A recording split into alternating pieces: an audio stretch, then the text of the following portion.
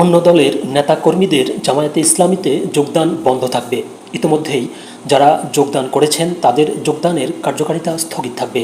গতকাল মঙ্গলবার বিবৃতিতে এই কথা জানিয়েছেন জামায়াতের সেক্রেটারি জেনারেল মিয়া গুলাম ফরওয়ার্ড।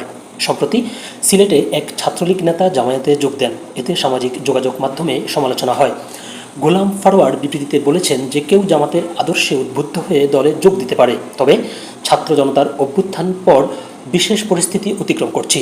জামায়াতে ইসলামী বৈষম্য বিরোধী আন্দোলনে যারা শহীদ হয়েছেন ও আহত হয়েছেন তাদের পরিবারের পাশে দাঁড়িয়ে তাদের শোকে অংশগ্রহণ করার কর্মসূচি বাস্তবায়ন করছে, পাশাপাশি বন্যার্তদের সহযোগিতায় কার্যক্রম চালিয়ে যাচ্ছে।